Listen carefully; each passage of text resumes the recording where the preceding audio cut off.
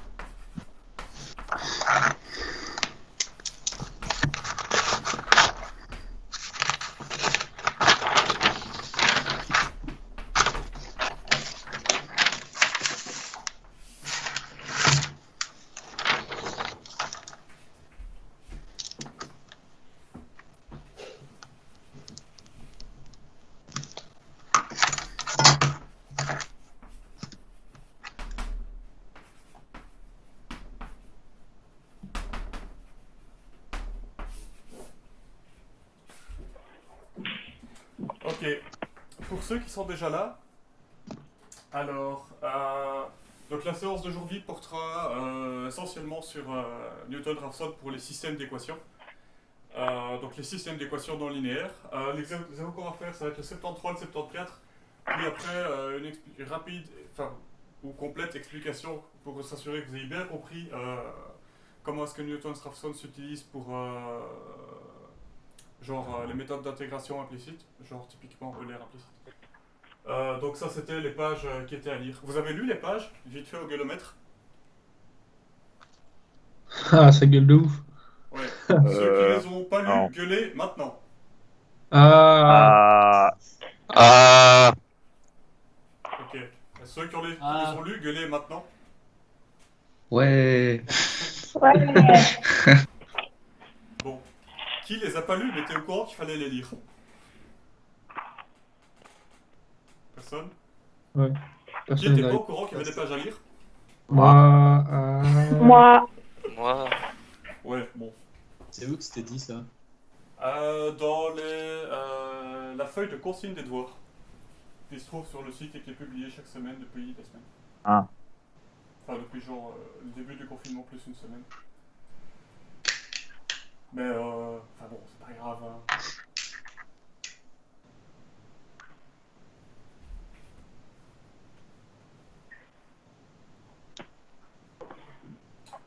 Ok, vous allez voir que globalement ce qu'on va faire aujourd'hui ressemble assez fort à ce qu'on fait dans le devoir, à part que dans le devoir ce sera une autre équation, il faudra faire d'autres développements.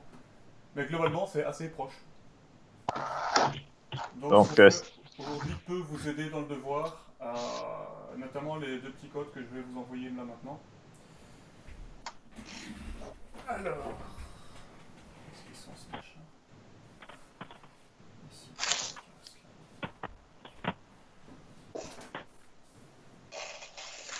Ok.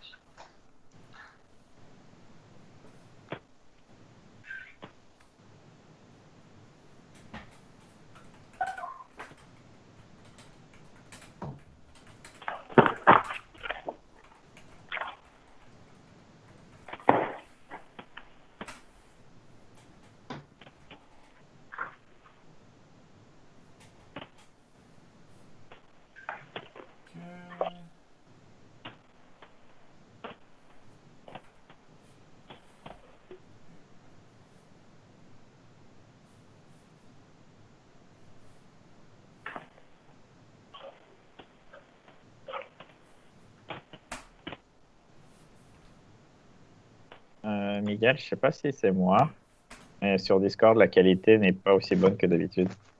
Enfin, Je sais pas si c'est que moi. non, moi j'ai la même chose. Ouais, c'est un peu pixelisé, tu vois. euh, D'habitude, c'est bien. Est-ce que c'est mieux? Ouais, c'est mieux. Ok. J'ai rien fait, j'ai juste rééteint rallumé. Ouais, je sais, c'est Discord des fois. Ouais. Celui c'est pas encore parfaitement au point. Alors. Bon. Du coup, il est 6, on va commencer. Tant pis pour les absents ont toujours tort. Alors, but de la séance, comprendre, appliquer, machin, blablabla, tout le bordel avec les systèmes d'équations non linéaires et Newton-Raphson, globalement. Alors, donc on va commencer par le niveau 73, puis après le 74, puis après petit mot d'explication, donc c'est assez linéaire. Au début, c'est vous qui allez bosser. Donc, lancez-vous sur l'exercice 73. Alors, qu'est-ce que c'est l'exercice 73? C'est, on a une série de points, qui sont un truc un peu comme ça, il me semble, et on voudrait fit ces points avec une espèce de courbe de ce type-ci, avec donc un UH de X, qui soit de la forme A sur X plus B, je crois. X plus B. Il me semble que c'est ça. Ouais, c'est ça, je crois. Ouais. Et le 74, c'est juste 6, je crois. Ouais. 74, c'est un cas un peu plus simple. Mais on fera quand même une 6 plus simple. Alors, quelle idée pour fit cette courbe? C'est qu'on va essayer de minimiser la somme des écarts au carré entre les points de données qu'on a, qui sont du coup les points UI, XY, et la courbe de H. Donc ce qu'on va faire, c'est essayer de minimiser les UI moins UH de XY. Et on va essayer de minimiser les écarts au carré et minimiser les écarts pour tous les points. Ouais, mais on l'a littéralement fait en cours, le même exemple, je crois, celui-là. Celui-là, c'est malin ça. Ouais. Ouais, genre vraiment, c'est dans ces vidéos, si tu prends la vidéo, je crois que c'est le podcast 4, c'est genre littéralement la même chose, quoi. C'est malin, c'est l'énoncé de séance. Mais c'est le devoir, non? Non, le devoir, il est pas le même. Le devoir, c'est pas tout à fait le même. Différente. Mais globalement, Ouais, c'est ça. exactement la même idée, hein, oui. Là, globalement, vous allez faire à peu près 3 fois la même chose. Une fois pour le 73, une fois pour le 74, une fois pour le devoir. Après, au bout d'un moment, quand on a compris, il faut juste pas se tromper dans les calculs. Ouais. C'est ça qui est compliqué. Ouais, Baptiste a raison, c'est bien dans le cours. Je l'ai noté aussi. Ouais, c'est exactement le même que dans le cours, hein. Donc, Ouais. Il fait. Du coup, vous savez le faire. Je sais du le coup, c'est recopier. copié, ouais. Ah non, sans le copier. C'est typiquement une question d'examen. Enfin, genre, je pense que c'est une question d'examen, ce machin-là. Non, mais en vrai, normalement, ça devrait être plus ou moins faisable, je veux dire. Mais du coup, je vous conseille, allez-y, faites-le. Et dans 5 minutes, je commence la correction assez rapidement. Normalement, ça devrait aller vite, du coup. Maintenant, Ouais. bon, si vous avez compris, tant mieux. Hein, Enfin. Je verrai. Ok. C'est pas incroyablement compliqué.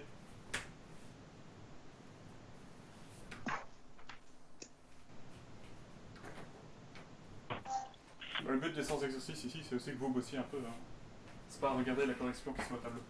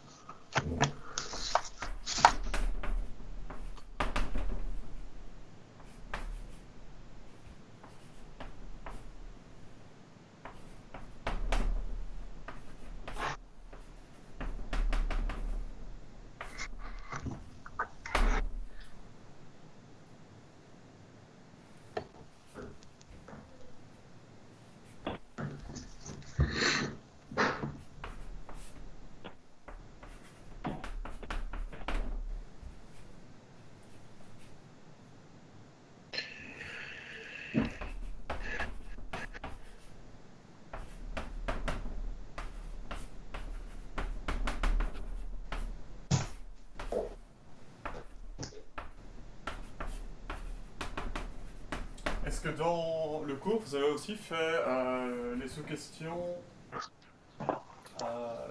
d'après, c'est-à-dire avec les données qu'ils donnent ici ou pas? Non, je crois pas. On a juste vraiment fait. Enfin, il nous a donné jusqu'à ce qu'on ait l'équation, genre. Enfin, jusqu'à ce qu'on ait le. Ouais, je sais pas comment dire. Mais en gros, Jusqu'à écrire le système, quoi. ouais, ça va Ouais, réécrire le logistique, système avec ouais. les dérivées partielles Ouais. et delta A, quoi. Ouais, enfin. Genre, on a fait, disons-moi, le plus gros, quoi. Ouais. Je veux dire, oui. Après, le reste, c'est pas forcément trivial non plus, mais... Enfin, c'est pas compliqué, mais il faut pas faire d'erreur. Ouais, ça. C'est le plus compliqué dans ces exos. C'est vrai qu'on est lancé.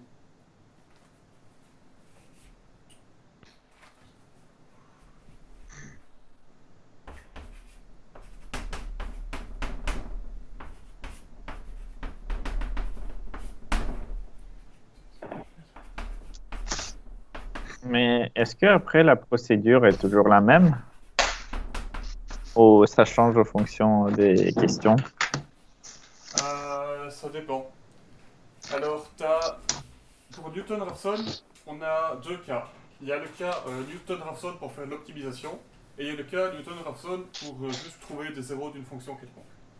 Le cas Newton-Raphson pour l'optimisation, en fait, c'est un cas un peu particulier de trouver des zéros. Parce que, ici, si tu reprends le tableau que j'ai écrit, ce qu'on doit résoudre, c'est dfdg égale 0, dfdb égale 0. Donc, on a deux fonctions, au système du coup de deux équations, dont on cherche les zéros simultanés. Donc ça, c'est de manière générale, appliquer Newton-Raphson là-dessus, ça veut dire qu'on va prendre... si ça, on appelle ça F1, ça va faire df1dA, df2dA, non, df1dA, df1db, df2dA, df2db fois delta A, delta B est égal à moins f de A. Enfin, bref. Et du coup, ça fonctionne que avec si on minimise la distance au carré, vu que ça donnera une espèce de parabole. Et du coup, Comment on ça? sait que c'est le minimum en dérivée partielle égale à 0 parce que Oui. on connaît plus ou moins la forme du truc, que c'est une espèce de Oui. parabole.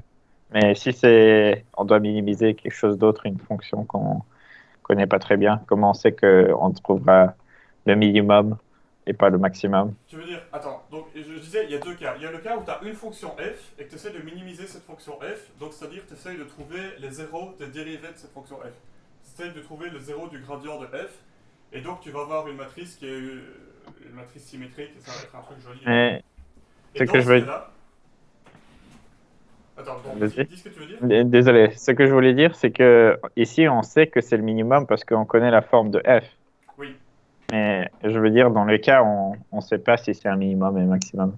ouais, dans un cas où, mettons, tu veux minimiser une autre fonction, qui soit pas un truc avec des carrés ici, mais que c'est toujours dans le cas de minimiser une fonction, et que tu imposes ces conditions, est-ce que tu vas tomber sur un minimum local ou un maximum local? C'est ça la question que maintenant. Mhm. Bah tu sais Ouais. pas. Ça dépend de ton candidat initial. Soit tu vas tomber sur un minimum local, soit sur un maximum local, soit tu vas partir en couille complètement. Y a pas... Ça dépend du résultat de base. Ok. Newton-Raphson, c'est très puissant, mais les conditions pour que ça fonctionne sont assez compliquées. Genre, il faut avoir une bonne idée avant de commencer. Ok.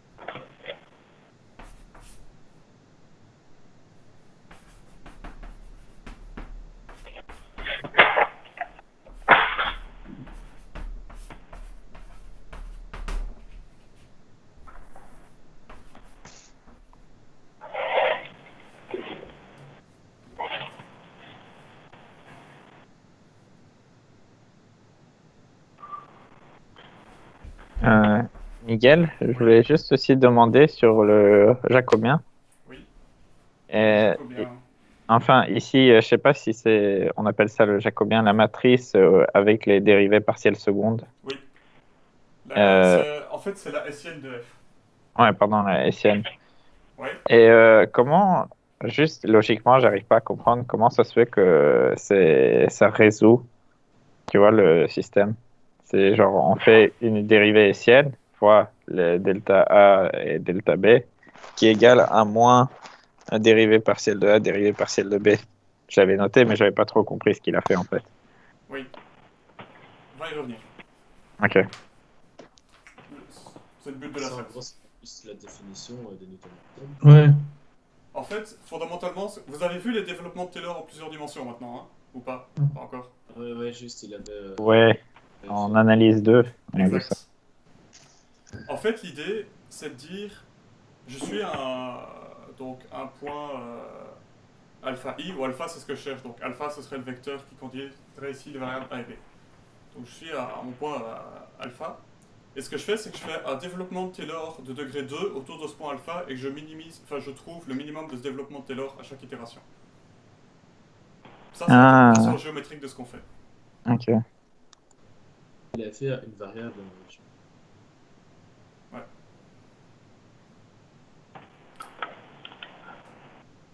Alors, une autre interprétation, c'est que tu as ta fonction f, tu as le gradient de ta fonction f, et ce que tu fais, c'est que tu fais. Donc, le gradient, c'est une fonction non linéaire, ici, parce que f, c'est un truc bizarre, donc le gradient ici est une fonction non linéaire. Ce que tu fais, c'est que tu fais un développement de Taylor, mais ici d'ordre 1 autour du gradient, et tu essayes de trouver le zéro de ce développement de Taylor d'ordre 1 autour du gradient. C'est l'autre interprétation, c'est l'interprétation de la tangente. Ok, ouais, je vois.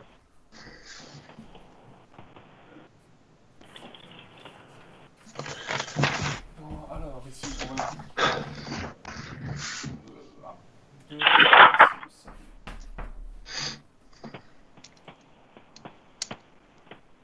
non, pas nécessairement ça.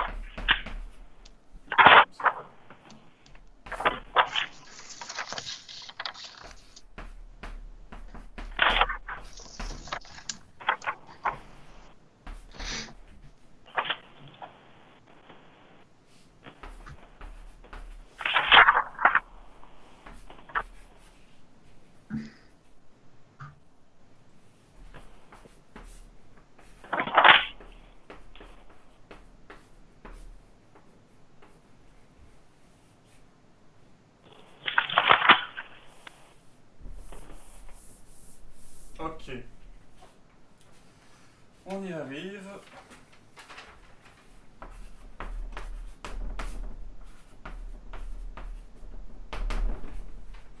Je sais que vous l'avez déjà fait, mais je préfère quand même tout le tableau, comme ça ceux qui auront pas suivi, ils ont quand même la solution et on ne peut pas me reprocher quoi que ce soit. En plus, ça vous permet de voir si vous avez bien suivi le raisonnement. Et alors, celui-là, il vaut...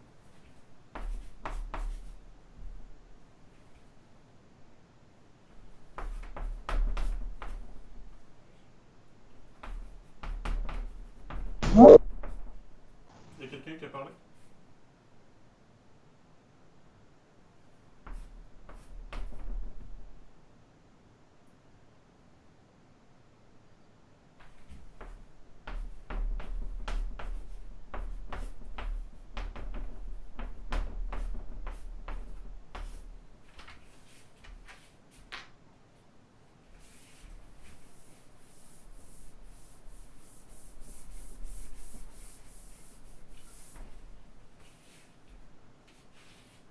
Ok. D'accord qu'à la main, on sait pas résoudre ça. C'est pas super simple. Ça Parce dépend. que, genre, méthode Rason, il faut quand même faire pas mal d'itérations. Ouais. Alors, dans certains cas, tu peux le faire. Ce sera le cas normalement, notamment de l'exercice 74. Alors pourquoi est-ce que dans l'exercice 74 on sait résoudre ça manuellement? Parce qu'en fait, vous verrez bien, mais c'est un cas particulier. Yes. Qui n'est pas compliqué. Ok. Est-ce que vous avez suivi jusqu'ici? Est-ce que vous êtes prêts pour correction, explication des points 1, 2 et de Newton-Raphson si jamais c'est pas clair? Ou pas? Qui est chaud correction maintenant? Qui est chaud correction un peu plus tard? Moi, je vois genre 2-3 minutes peut-être. Ça va, Ouais, pareil, 2-3 minutes, ça c'est possible. pas de soucis.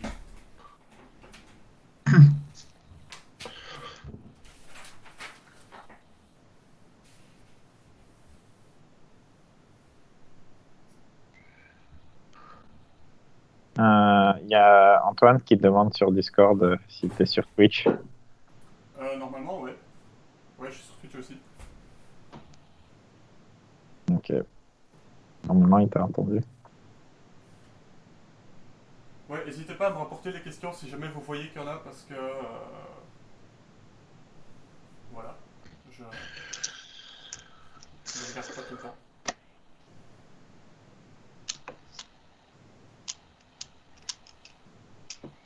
Et sur Teams, il n'y a pas trop moyen de zoomer.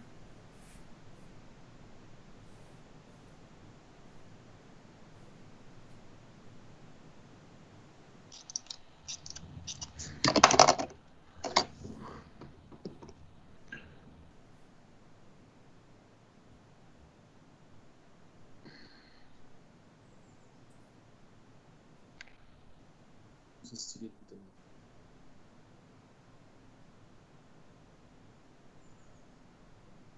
Bon, il est 24. À 27, on corrige? Ou à 28 ou 29? 27, c'est bien. Ça va. Les autres, n'hésitez pas à vous manifester, vous n'êtes pas d'accord avec le 27 qui a été annoncé. Moi, je suis chaud même maintenant, s'il y a moyen. Ça va. Bon, on fait 26 alors, ou 25.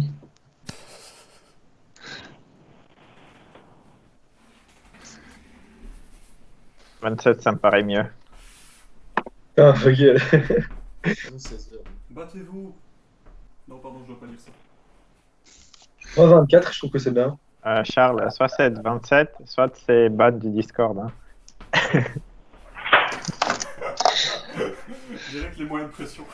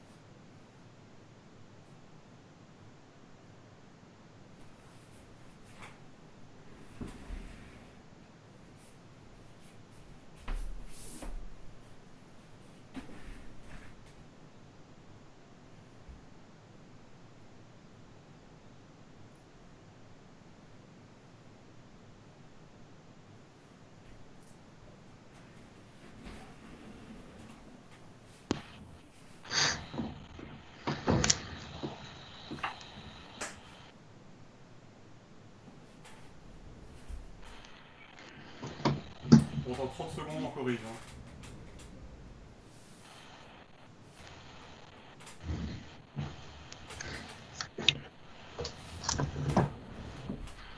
Miguel, pour le 3, Oui. t'as combien comme valeur de A pour chaque? Comme valeur de A, à la fin, j'ai 6. 6. Je sais pas si c'est la bonne valeur d'ailleurs.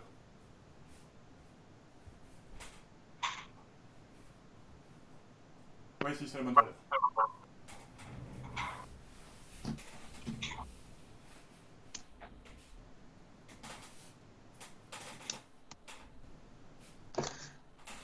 Ok, bon, du coup, correction, qu'est-ce qu'on a fait jusqu'ici? Alors, l'idée de base, c'est qu'on avait une fonction, la fonction f qui était en gros la somme des erreurs au carré. Nous, qu'est-ce qu'on veut? On veut minimiser f. Il y a quelqu'un qui a de l'écho par contre. Donc, si vous coupez vos micros, si vous ne parlez pas tout de suite, c'est possible. Alors, qu'est-ce qu'on veut? C'est minimiser f. Comment est-ce qu'on fait pour minimiser f? Ben, on sait qu'au point minimum de f, donc qui dépend de a et de b, qui sont les paramètres qu'on va choisir pour notre fonction, le gradient est nul. Donc, qu'est-ce qu'on impose? On impose que les dérivés de f par rapport à a et b soient nuls. On impose que le gradient de f soit nul. Et donc ça va nous donner une fonction vectorielle dont on cherche le 0. Et c'est sur cette fonction vectorielle qui est le gradient de f qu'on va appliquer Newton-Raphson. Ok? Oui, non, peut-être. Là par contre il faut relever votre... On avait coupé le micro, donc ouais, c'est bon. Ouais. Alors, du coup, comment est-ce qu'on fait? Ben, que nous dit Newton-Raphson? Le Newton-Raphson nous dit que si on veut... Où est-ce que je peux noter ça? C'est problématique. Bon, bref. Non, alors, on va commencer doucement. Nous, ce qu'on voulait, c'était annuler donc, le gradient de f, donc df(dA) et df(dB). Donc nous, on voudrait que ça soit égal à 0 et ça soit égal à 0. Donc ça nous donne les deux équations du système, à savoir, ceci est égal à 0. Première équation, et ceci est égal à 0. Deuxième équation. Et ça, c'est juste du calcul en chaîne. Alors, typiquement, pour le devoir, des trucs comme ça, vous avez genre la somme de un machin au carré. C'est pas une mauvaise idée d'exprimer ça comme genre de garder le machin, genre le gros numérateur, et de laisser ça comme ça, parce que du coup, ça permet de simplifier les écritures. Ça sera plus clair si Ouais, quand je parlerai du devoir. pour les dérivés et tout aussi, quand on doit réécrire. Ouais. C'est intéressant si vous avez genre un numérateur, enfin un truc de type d fois n carré, ce qui est typiquement le devoir. Donc on a un dénominateur, ici que j'ai mis en tant que produit, mais ce truc-là c'est 1 sur 1 truc. Il faut un numérateur au carré. Et donc quand vous dérivez ce machin, vous avez, par exemple, dérivé par rapport à a, vous avez 2an dAdn fois d plus, enfin bon bref. Vous mettez des variables intermédiaires, en général c'est plus clair. Je peux effacer ça? Bon, c'est bon, ouais. Moi, c'est bon. Deux fois. Ouais. Sinon, c'est tip top dans les solutions. Si jamais vous voulez vous assurer que vous avez le bon truc, a posteriori, c'est encore possible.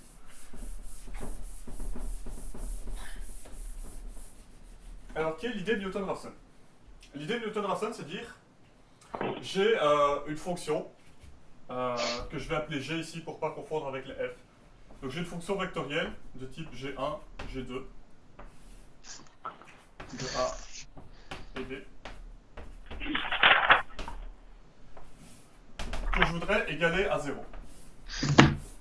Ça c'est le cas, ça c'est ce qu'on a, c'est ce qu'on voudrait faire. Alors quelle va être l'idée? L'idée ça va être de dire, ben, ma fonction g, je vais en faire un développement de Taylor d'ordre 1. Alors donc comment est-ce qu'on fait ça? Je vais dire que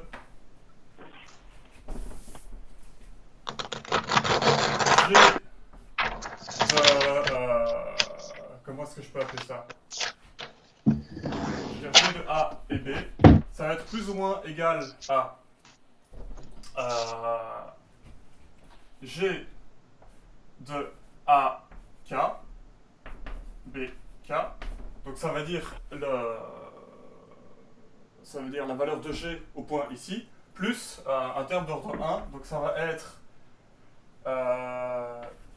dg dA fois a moins ak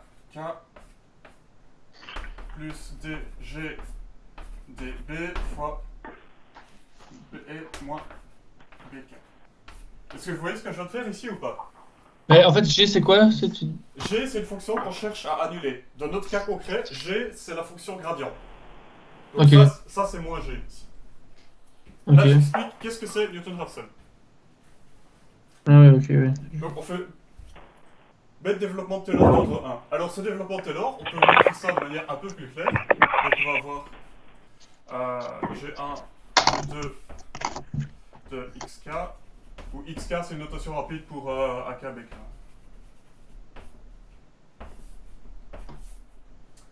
Plus, alors, on va avoir DG1, DA, DG1, DB. Miguel, Oui, désolé, tu peux relancer sur Discord encore une fois, s'il te plaît? ouais, dans 3 secondes. Ouais. Ouh là là là là, c'est pas du tout aligné.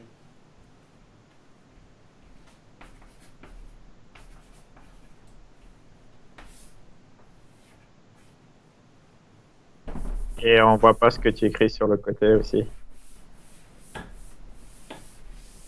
Ça va.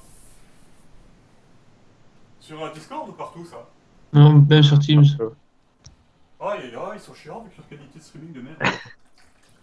Ah si, c'est bon. Sur Teams, moi ça va. Bon, Je je vois vais tout à fait. écrire ça proprement. L'idée est vraiment simple.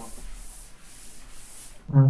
C'est tu fais un développement de Taylor, tout ce qu'on est capable de faire dans ce cours, et tu dis, bon ben alors je vais dire que c'est mon développement de Taylor qui est égal à 0, plutôt que ma fonction, parce que je connais pas ma fonction, mais que je sais faire un développement de Taylor.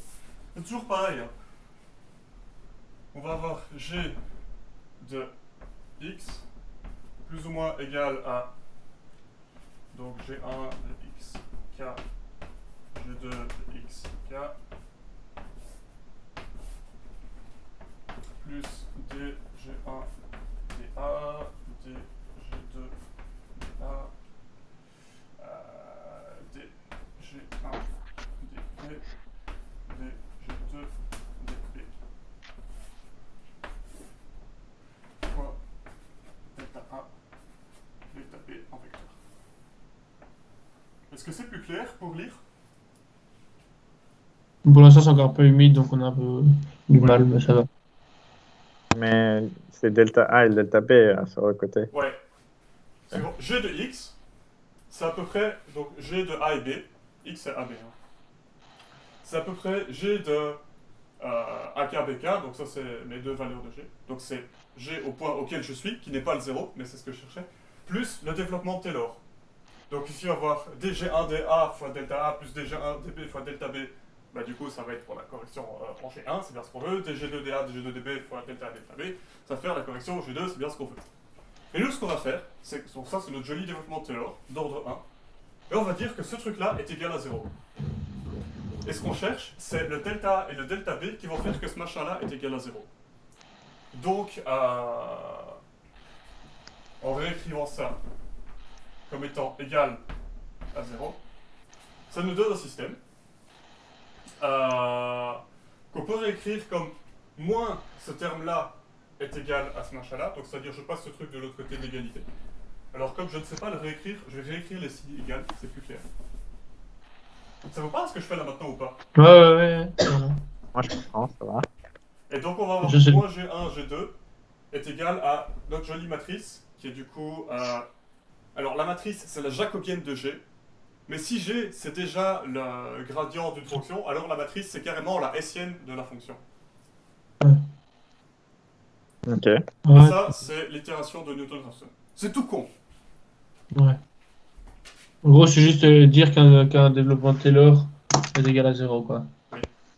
En gros. Mais en fait, tu fais un développement Taylor d'une fonction approximée. Ça ne nous donnerait pas des erreurs?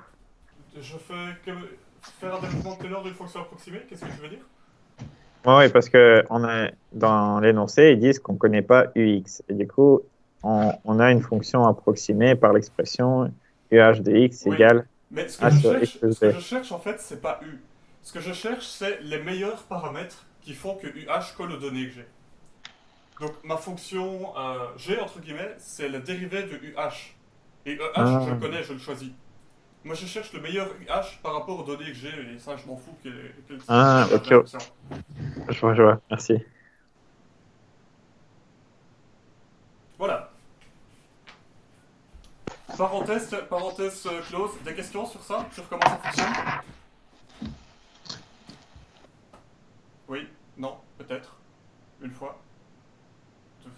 juste redire ce que c'est XK? XK, c'est genre. X, c'est genre le vecteur AB, mais que je note plus court parce que j'ai la flemme d'écrire AB à chaque fois. C'est dire la valeur de la fonction au point actuel. Genre, si jamais c'est une méthode itérative, c'est à l'itération K. Quand tu fais un développement Taylor, tu fais toujours un développement Taylor autour d'un certain point. Mais ici, tu le fais autour du point XK. XK, du coup, c'est genre X plus delta A et delta B, quoi. Je sais pas comment dire. Oui. Oui. Si tu prends X, X qui X, est ouais. égal à A, B, alors tu vas voir que X moins XK est égal à delta X. Merci. Du coup, en fait, on avance à un pas delta x, Oui. et puis on regarde si on s'approche de la solution ou pas. En pratique? Ouais. En gros, ouais. Ok. Et du coup, par exemple, si on a un delta A et un delta B, mais Oui. qui s'éloignent de la solution, est-ce que ça veut dire d'office ça va pas converger Oui. ou... Oui. Ok. En pratique,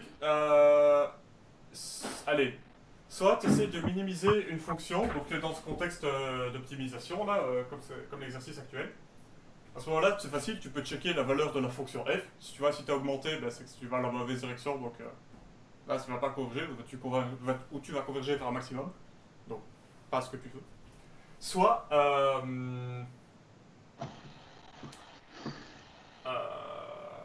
ce qui peut arriver, c'est que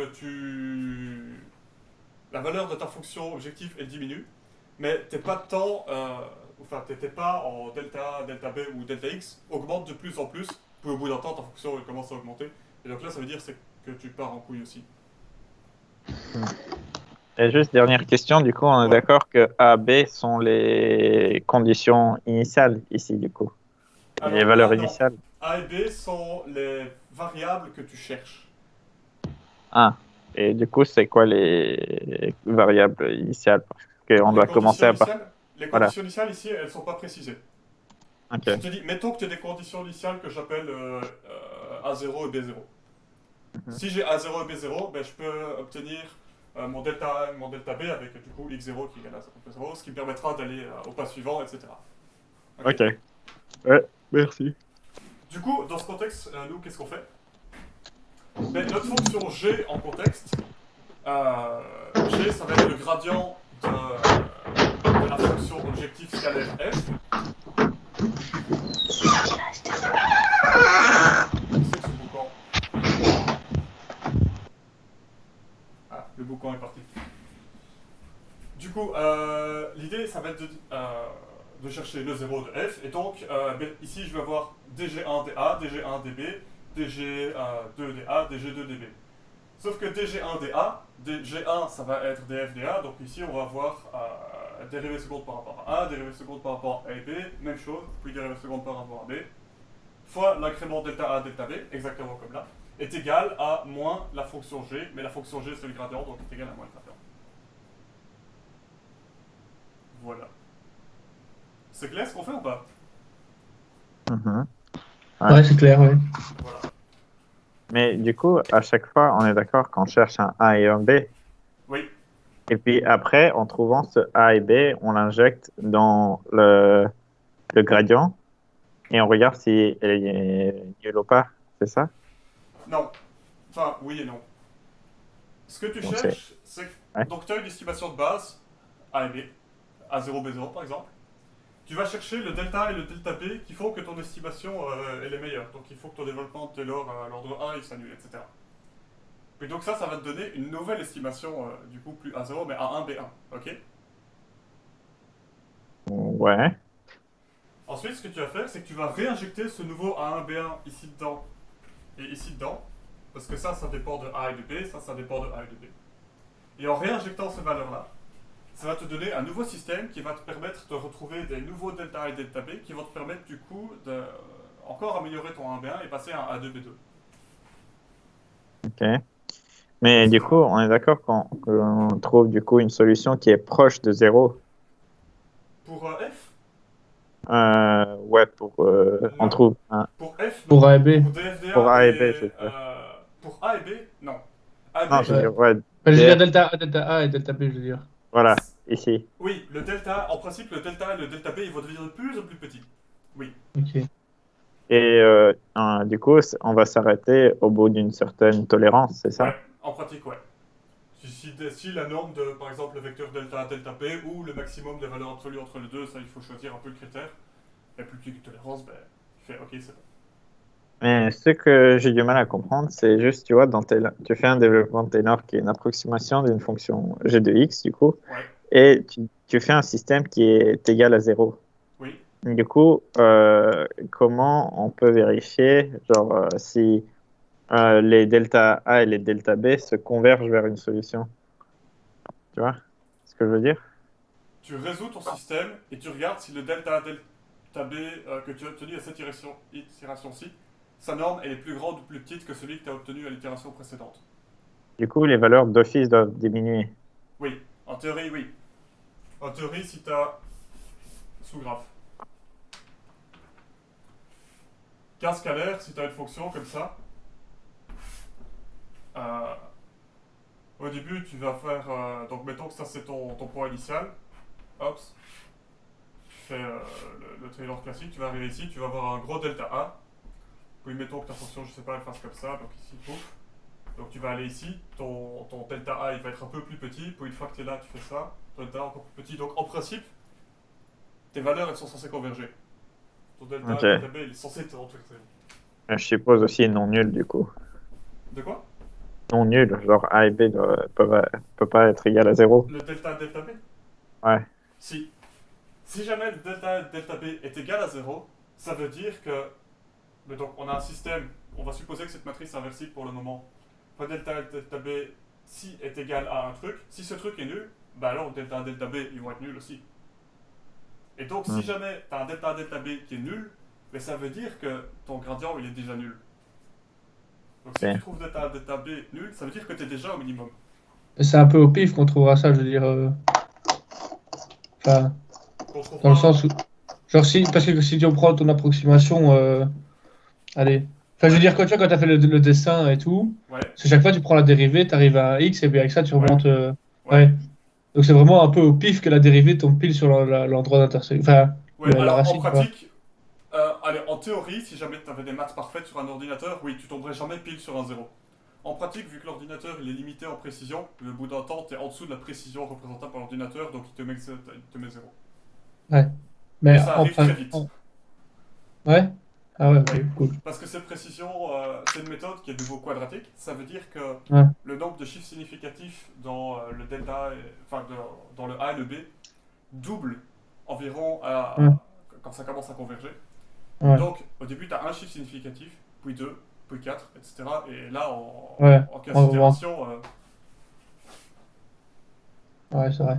il y a 64 bits, donc c'est 2, 4, 8, 16, 32, 64. En 6 itérations, tu atteins les 64 bits de précision. Enfin, effectivement, il n'y a pas 64 bits de précision, on a 52, donc bon. En fait, attends, tu vois, quand tu trouves, avec le système, quand tu trouves delta A et delta B, oui. Comment tu trouves A et B avec ça? Tu fais que... je vais effacer ça ici, ça va? Ouais.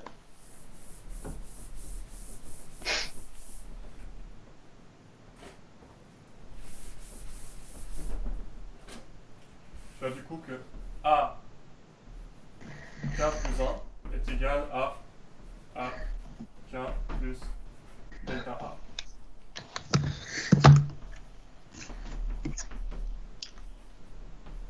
Mais ça veut dire que pour le tout premier, il faut quand même une valeur initiale, quoi. Oui, ça veut dire qu'il faut toujours une valeur initiale à la base. Ouais, ok. C'est une méthode itérative, donc tu lui donnes un point et il essaye de converger vers une solution locale. Ça, c'est le gros souci des méthodes de Newton-Raphson, c'est comment on choisit le candidat initial. Parce que si tu choisis un candidat initial qui est bon, qui est près de la solution, alors très vite tu vas très très fort améliorer la précision, ça c'est bien. Par contre, si tu choisis un candidat initial qui est un peu loin de la solution, ben, ça va probablement partir en couille ou pas converger, ou enfin, surtout partir en couille. Mais ça, j'ai pas trop bien compris comment ils faisaient pour choisir un candidat initial. Ben, c'est compliqué, c'est un problème difficile. Il n'y a pas de solution miracle. Ah ouais. Il n'y a pas un intervalle où on est sûr que ça va être Bon, Si, t'as la zone de convergence, quoi, non? Ben, ça dépend C'est du ça. problème. Tu as certains problèmes où du coup tu peux montrer que la solution est d'office dans cet intervalle, donc à la limite tu peux tester dans cet intervalle. Mhm. Mais c'est un problème, c'est vraiment un problème compliqué. Il y a certaines méthodes d'optimisation qui utilisent Newton-Raphson, genre un peu dans ce contexte aussi. Mais à la fin, pour faire la recherche, au début, une idée possible, c'est des algorithmes un peu aléatoires qui vont tester plein de points dans le domaine, qui vont se dire, ok, celui-là il est intéressant, faisons Newton-Raphson autour de celui-là. C'est un problème vraiment compliqué. Mais en fait, tous les points où la fonction a une même concavité, ça doit marcher ou pas? Enfin, tous les points où la fonction a une même concavité, mais enfin, en fait, il faut juste que ce soit un point aux alentours du point du 0, Oui. et où c'est la même concavité que le 0, c'est ça? Plus ou moins, ouais. Ok. D'autres questions? On passe à la suite. Non, c'est bon. Pourquoi ça, la suite? Bon, la suite, c'est juste remplacer des trucs dans les expressions et calculer des sommes à la main. C'est pas hyper compliqué, c'est assez fastidieux par contre.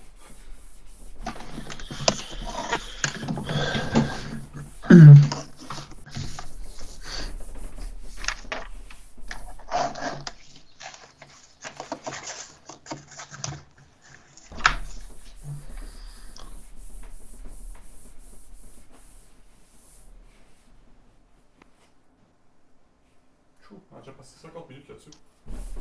Ah, mais après, le 50, c'est pas comme tu dis, le 74, c'est pareil, sauf que c'est un peu plus simple, donc... Ouais, le 74, ça va aller très très vite. Hein.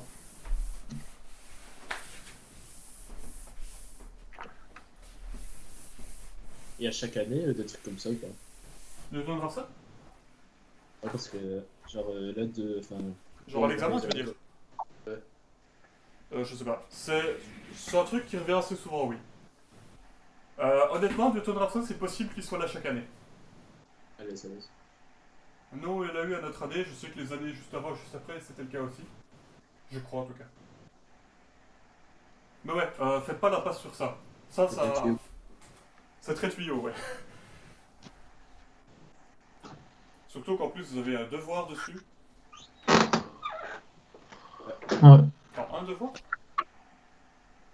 Bah, en tout cas, la semaine passée, je pense pas qu'on l'a utilisé. De quoi? Ouais, non, un devoir. La semaine prochaine, je sais pas ce que c'est. Ben moi non plus, figure-toi. C'est dans les équations dérivées partielles. Ça va être bien. C'est chaud. Les équations dérivées partielles? Ouais. Non, Et Ça en va. vrai.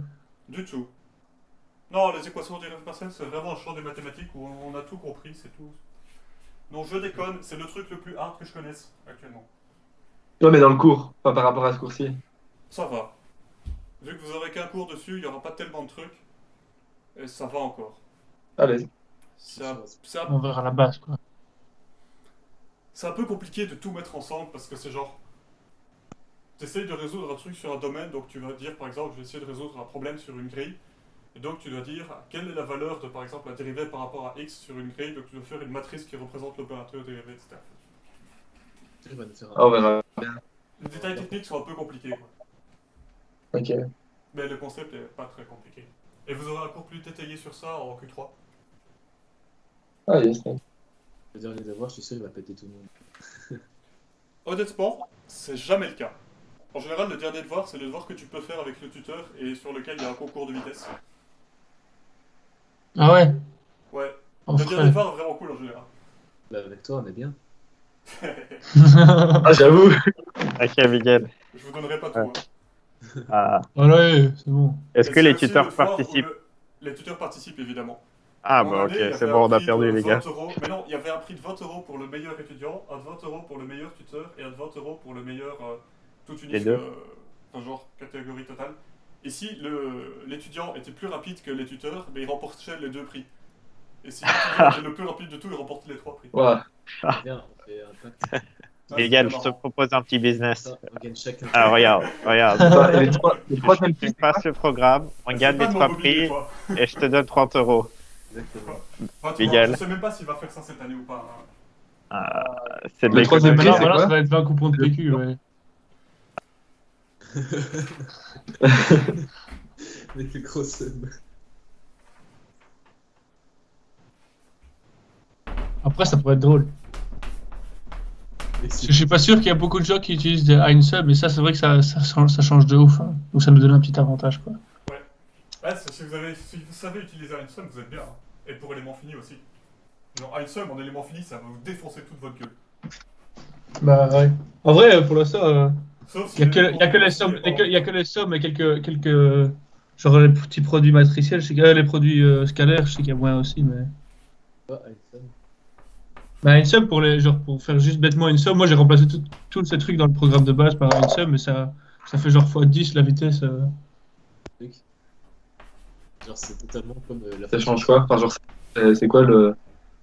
Si Dans j'ai ton réel. compris, genre quand tu fais somme normale, ça prend les éléments 2 à 2, genre ça te fait une somme 2 à 2, et du coup après ça fait encore chaque fois ça fait ça jusqu'à ce que Ouais. c'est fini. La Alors somme qu'une somme normale, ça fait c'est tous un les truc éléments un 1 peu- plus quoi. La fonction somme, elle essaie de. Enfin, il y a différents algorithmes comme ça qui permettent de garder de la précision. Parce que typiquement, si t'as genre 10 moins 13 plus 1 moins 1, 10 moins 13 plus 1, ça va s'arrondir à 1, moins 1, ça va s'arrondir à 0.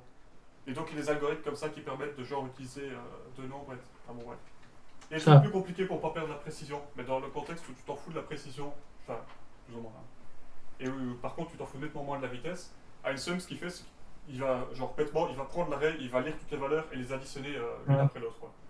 Alors que somme prend les éléments 2 à 2, non, c'est pas ça que t'avais dit? Il prend les éléments 2 à 2, puis les Je suis pas sommes, et sûr. puis. Après, je pensais, mais peut-être c'est un autre algorithme. Mais il me semble que c'est une sommation à 2 à 2. Pas sûr à 100% par contre.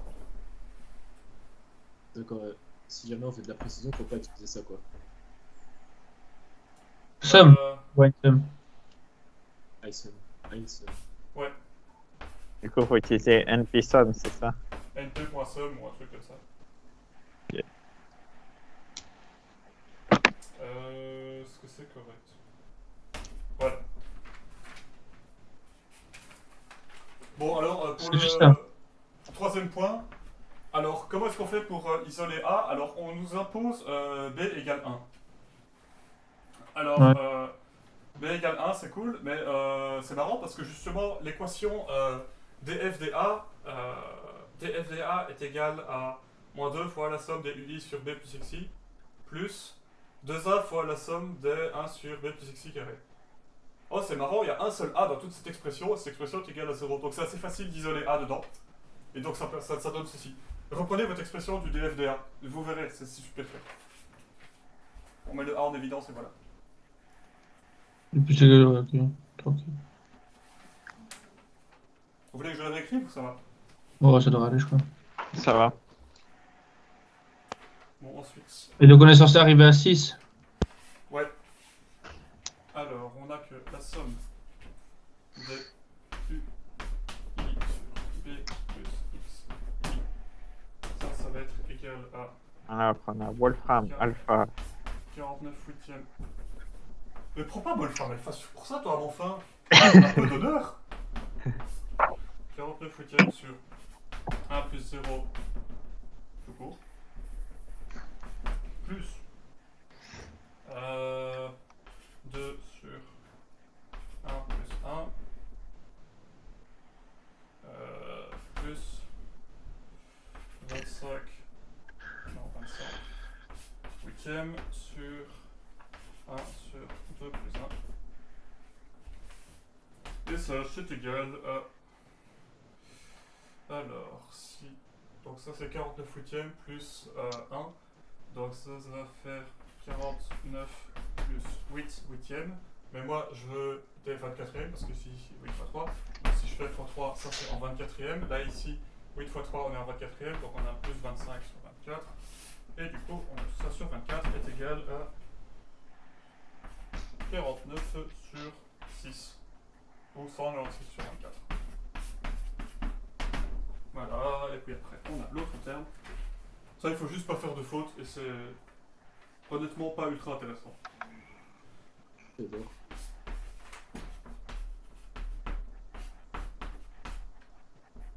Et puis ici carré est égal à 1 sur 1 plus 1 sur 2 au carré plus 1 sur 3 au carré est égal à 49 sur 36. Donc ça veut dire que A est égal à 49 sixième sur 49 sur 36 égale 36 sur 6 égale 6. Wouhou! Vous voyez l'idée? Ouais. Il faut s'attendre du coup à l'examen à avoir des gros trucs calculatoires comme ça. C'est pas un gros truc calculatoire, t'as 3 nombres à additionner à chaque fois. Ouais, mais c'est long. Il y a vite moyen de faire une erreur, quoi. Je veux juste 2 plus 3, moi, pas plus. Du hein. coup, oui. Oui, Allez. des trucs de cette complexité-là, vous pouvez vous attendre Mais c'est en pas que- examen. C'est pas complexe, mais genre, il y a vite moyen de faire une erreur, quoi. Oui. Mais après, ce truc-là ici, c'est une question sur. C'est une sous-question sur 3 ou 4.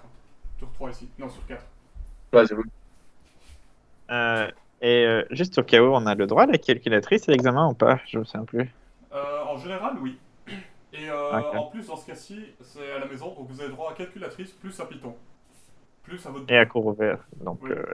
là, c'est la Mais du totale. coup, je sais pas si. Allez, quand je vous dis c'est des exercices typiques d'examen, c'est des exercices typiques d'examen papier. Je sais pas ce qu'il y aura cet examen-ci. Ouais, on se pose des questions. Il a dit qu'il y aura des mini-programmes et des QCM, non? Ouais, un QCM et des petits programmes de 5 lignes à écrire beaucoup. Mm. C'est surtout ça qu'il a dit. Donc, je pense pas que Newton-Raphson, sauf si c'est scalaire, ça s'écrit en 5 lignes. Genre si c'est des problèmes non linéaires. Si? Newton-Raphson, honnêtement, si, c'est très facile. Écrire une fonction Newton-Raphson qui prend en argument une fonction f, une fonction gradient de f. Enfin, quand je dis une fonction vectorielle f, ou plutôt une fonction vectorielle g, une fonction qui te donne le gradient de g, ou du coup la matrice, quoi. Et un point de départ initial, un x0 vecteur. À ce moment-là, tu peux écrire Newton-Raphson en quelques lignes. Ok. Je pense De toute qu'il y a façon, moyen qu'il fasse ça. on a le droit à ces codes et tout ça, et dans ces Oui. codes, il donne le code Newton-Raphson tel quel. C'est Genre vraiment presque. T'as une fonction qui te donne ça. T'as une fonction qui te donne ça. Donc ça c'est g. Ça c'est gradient de g. Donc toi tout ce que tu as à faire c'est écrire ça fois delta x égale à ça. Moins ça. Et ça c'est juste un solve tout con. Hein. Mais de toute façon, il donne Newton-Raphson dans ses codes, et tu dois juste remplacer par tes valeurs, quoi. Ouais. Enfin, je veux dire, par tes dérivés. Ok. Bon c'est clair ça? Des questions sur ça j'efface. Bon, ça me paraît clair. 2 fois. Ah bon. 3 fois. Alors, maintenant, question 4. Qu'est-ce qui va se passer si on prend... comment est-ce qu'elle est formulée la question? Si on part du point des trucs initiaux 0, 0, Ouais. pour les 3 mesures, qu'est-ce que va devenir la méthode de Newton-Raphson? Ouais. Quelqu'un peut répondre à cette question? C'est une affirmation, ce que je dis ici. Quelqu'un peut répondre à cette question. Allez-y. C'est vraiment... Il faut regarder, là, il faut... Qu'est-ce qu'il Ok, faut d'accord. Si on parle de...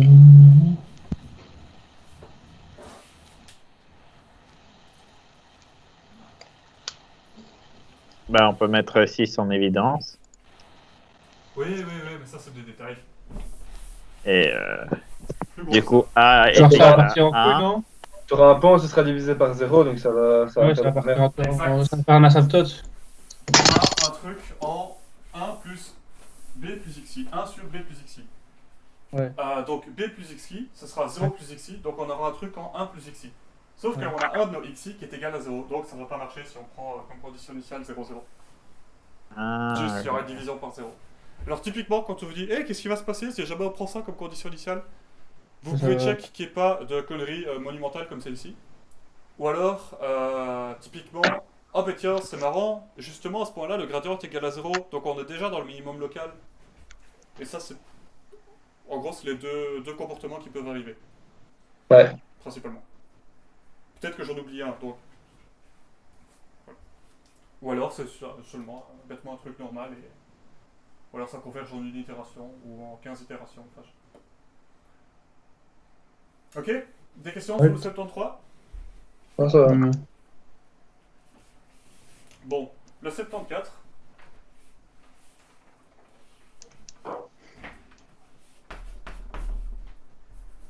Bon, 74, on va faire ça vite fait, hein, parce que c'est globalement la même chose. Je fais quand même pas d'A. Alors, question 1, on va... Le but, ça va être de minimiser le truc, donc on a la fonction qui est égale à la somme des i moins 6 sur xi plus b au carré, donc df de d est égal à 12 fois la somme des i sur b plus xi carré moins 6 ok. Hop. D carré f d carré est égal à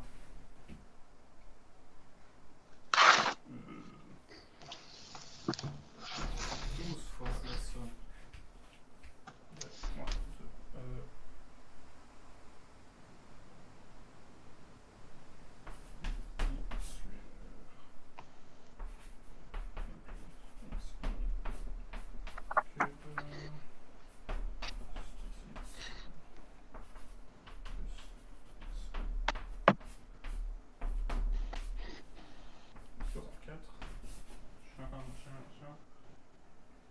i sur B 1 4 moins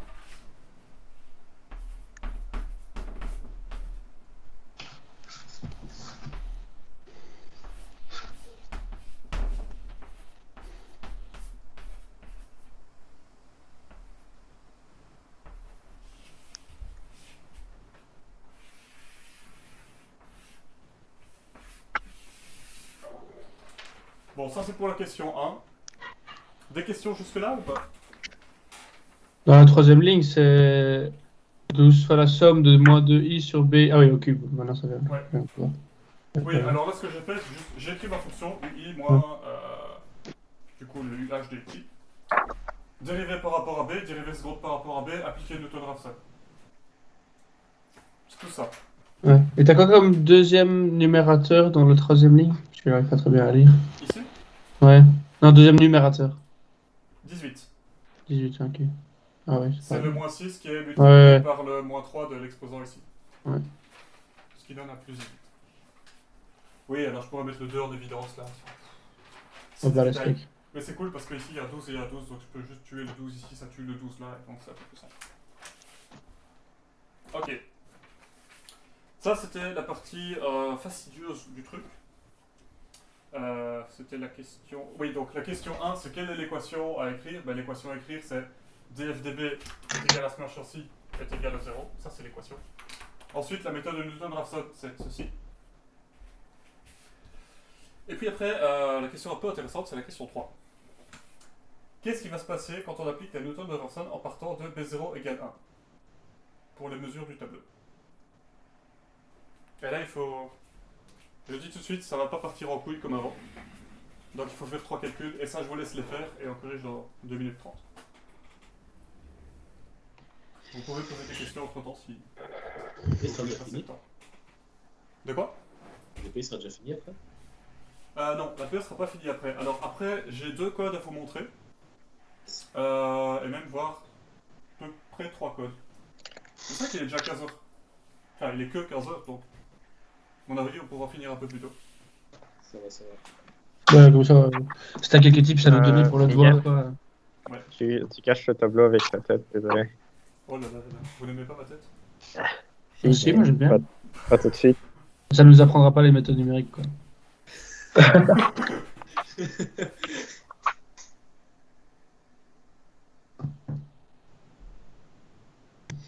quand les tatouages interactifs? On va faire comme dans Prison Break.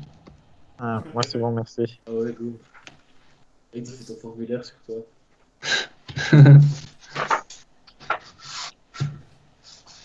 Après, au moins, si tu le rates en... Ouais, Du coup, la Tu le rates question, en juin, tu l'as toujours pour septembre.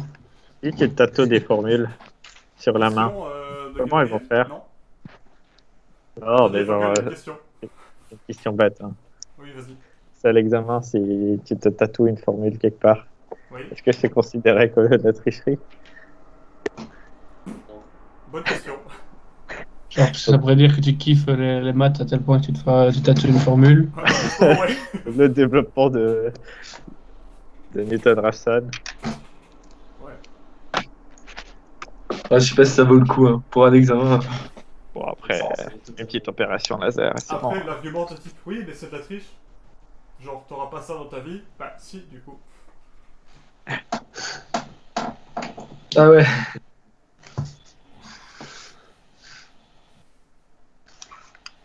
Bon.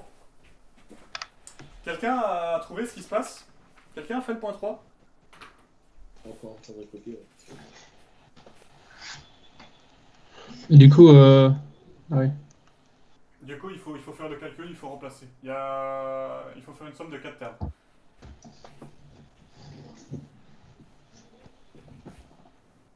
Ah, fuck. Et moi aussi, je déteste profondément ça, ça me perturbe énormément. Genre autant le développement de calcul et tout, ça va, mais faire des sommes de trucs, c'est vraiment horrible.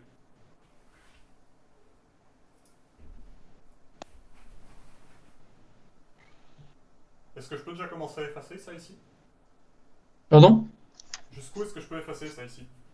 Ouais, pour moi, ouais. Bon, j'ai posé la question jusqu'où, on m'a répondu oui. Ouais, bah ouais, tu peux. Ouais. Ah ouais. Ah, non, bah, tu peux tout Ah oui, effacer. jusqu'où? Ah bah ouais, Jusqu'à là. où est-ce que je peux effacer? Oui, merci. Oui. Tu peux tout effacer. Hein. Ouais, tu peux tout effacer. Enfin, pour moi. Je pensais que je pensais que tu disais genre je peux tout effacer. Ah ouais. Pas genre jusqu'où effacer. Ouais. Donc, voilà. Ouais, moi aussi, j'ai compris ça. Baptiste, on est ensemble. Ouais, la famille. Ici. Ah, quelle éponge de merde. Genre de rageux. Mais c'est vraiment une éponge de merde. En fait, là, elle marche mieux qu'avant. Ou c'est peut-être la craie. Mais avant, genre juste. Soit elle met plein d'eau, soit juste elle efface pas. Genre elle passe sur la craie, mais il reste de la craie. Ça mouille la craie, et ça mouille tout, mais ça efface pas du tout. Parce que tu disais, putain, il faut- En fait, le tableau, il est accroché à quoi? Parce qu'il a l'air de bouger quand tu frottes. En fait, il y a une vis ici en haut, et une vis là en haut. Et il est accroché, ce qui fait que, vu que bon, actuellement là le tableau il est en train de barrer la moitié de ma chambre, donc je l'enlève et je l'accroche au plafond quand je dois pas TP. Mais du coup, Oh, il est trop bien stylé. accroché par en haut, donc ça bouge. Ah ouais, je vois. Ah ouais. On voit la petite vis là en haut. Ça se fait que t'as ça dans ta chambre en fait. De quoi? Ah, ça se fait que t'as ça dans ta chambre. Ça fait longtemps que je me disais, tiens, ce serait cool un tableau, et puis, merde, confinement, comment je vais donner mes TP? Bon, bah, go acheter un tableau. Allez, t'as réalisé Ah, stylé. le gosse. En vrai, c'était pas très cher, genre, j'ai acheté le panneau ici pour 13 €, le tableau c'était un truc autocollant, je pense que ça m'a coûté une vingtaine de balles. Et puis après, c'était du vieux bras que j'avais dans la cave, quoi. Si tu prends un tableau comme ça que t'achètes, mais genre déjà monté, ça coûte genre 500 €, 300 €. Donc, ça va, quoi. Là, tu fais des économies. Ouais, c'est ça. T'as optimisé le truc. Julien, Alors. chaque fois, je suis fier de toi. Point 3. On veut calculer une itération de Newton-Raphson. Donc, mais qu'est-ce qu'on fait? Ben, on va calculer les trucs qu'il faut calculer. Alors, il y a deux machins à calculer. Donc, il faut calculer la matrice, il faut calculer le terme à droite. Donc, je vais commencer par calculer le terme à droite, parce que j'ai la flemme de calculer 4 termes à la fois. Donc, alors, je vais calculer df db, qui va du coup être égal à, de par la formule, où est-ce que je l'ai? df/db.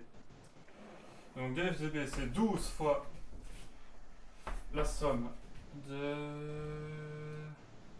ui sur b plus xi carré moins 6 sur b plus xi cube, ce qui va être égal à 12 fois 25 quarts sur 4 moins non plus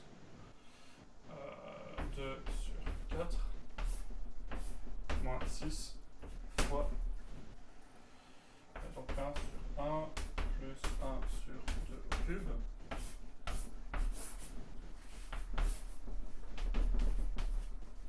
Et ça fait 12 fois.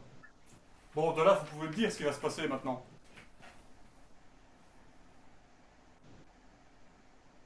Oui, non? Qu'est-ce qui se passe? Petit hint. C'est un comportement inhabituel. Je réfléchis. Zéro. Oh, je dirais que c'est nul. Hein. Pour changer. Non mais faut... On arrive directement sur la racine. Bon, en vrai.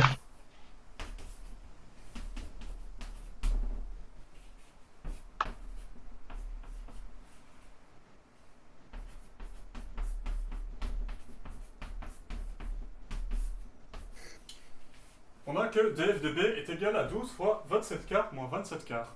Donc c'est égal à 0. Yes. Qu'est-ce que ça veut dire? Oh, magnifique, c'est égal à 0. Ben, ça veut dire qu'en fait, on est déjà dans le minimum. La valeur b0 égale 1, ça correspond déjà à la valeur minimale de tout ce bordel. C'est pas con ça. C'est ça que ça veut dire. La dérivée par rapport à b est nulle, ben du coup on est déjà au minimum. Ou alors on est dans un maximum local. Ça, c'est pas con du tout ça. Et alors après il faut vérifier théoriquement que la dérivée seconde par rapport à b elle est pas nulle, parce que sinon on a un truc qui n'est pas vraiment défini. Ben, je vous affirme qu'elle n'est pas nulle et j'ai la flemme de le faire. Et en principe, allez, à l'examen, si vous voyez ça, oh c'est égal à 0, allez, supposez que le truc est pas nul et perdez pas 5 minutes à faire un énorme calcul. Quoi. Donc ici, Ok. df(db) égale 0, c'est-à-dire le membre de droite égale 0, donc ça va donner que le delta b, ou delta x, enfin, comme vous voulez, il va être aussi égal à 0. Et donc ça veut dire que ben, on reste là où on est quoi. Ça veut dire qu'on est déjà sur un point grave. Voilà. C'était pour les petites subtilités du 74. D'autres questions? Enfin, c'était pas une question. Mais... Genre, Ouais, je cache le tableau si je me mets là. Ça va? ouais, ça va, ça a l'air d'aller. Ouais. Tranquille quoi. Alors, Mais du coup, est-ce que le devoir, c'est exactement la même chose que ce qu'on vient de faire ou... le devoir, c'est la putain d'exact même chose que l'exercice 73. Ah, ok. C'est, on a une fonction, UH, qui n'est pas exactement la même que dans le 73, mais qui est pas ultra différente. Et donc, il faut dériver UH par rapport à A, par rapport à B, puis par rapport à A, et par rapport à B. Ce qui veut Par dire Du coup, là, tu le fais à la main et puis tu le tapes dans Python et c'est tout. oui. Ok. Et Mm. donc, dans le devoir, petit tips pour le devoir. Je peux effacer Ah, ou pas encore? pour moi tu peux. Ouais, pour moi aussi. J'ai une capture d'écran si tu veux. Bon, je n'ai pas entendu le nom. Non, vas-y, on Je a suis dit. désolé si quelqu'un a dit non. Oh putain, il pleut ta mère. Vous voyez ce que je veux dire quand je dis que c'est une éponge de merde? J'efface là et ça fait du noir ailleurs que sur les écritures, mais les écritures elles restent. Eh ben, on doit investir dans une éponge, t'inquiète pas, Miguel. Quoi? Ouais, super. Ah super, ça me fait plaisir. Non, le plus compliqué c'était d'avoir les craies parce que la Siaco était fermée, il n'y avait plus de craies dans les magasins près de chez moi. Et du coup, j'ai fait le tour de chez mes voisins qui ont des gosses en mode s'il vous plaît, vous n'avez pas des craies? Du coup, il n'y avait plus de craies blanches. Du coup, j'écris que avec des craies de couleur. Wow. Puis une victime. Ce que je veux dire, c'est que dans le devoir, on a. Donc, on cherche à minimiser en gros la somme des UI moins UH de XI au carré. Et ça peut s'écrire comme UI moins un terme de XI sur 1 plus A carré, je crois, un truc comme ça. Ouais. C'est ça. Ouais. Ce que je vous conseille vraiment, c'est vous poser que ce machin-là, c'est égal à genre, typiquement dénominateur fois numérateur au carré, un truc comme ça.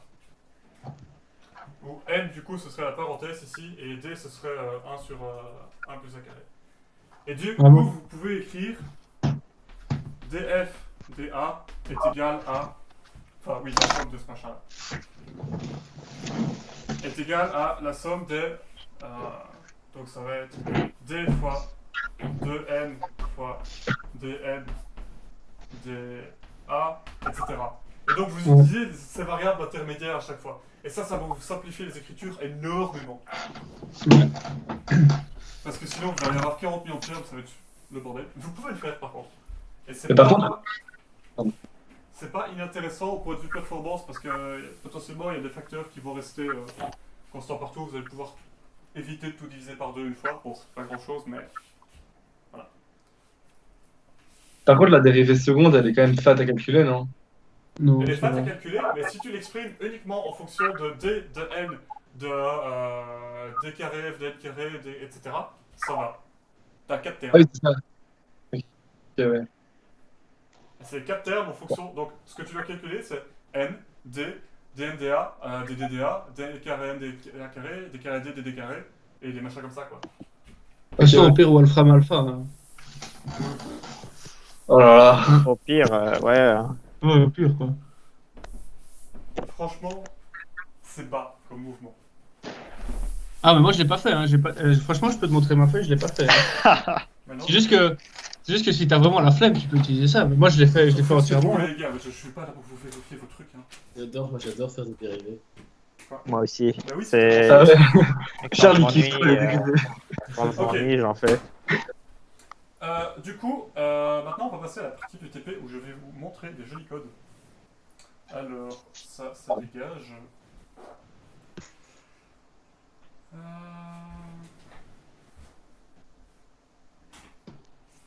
Oui, du coup, désolé pour la vidéo Discord. Alors, partager un écran. Les écrans, écran 2. Passer au direct. Et éteindre la caméra parce qu'on a besoin. Alors, toi tu viens ici. Ça on s'en fout. Ça aussi, ça aussi. Ça non.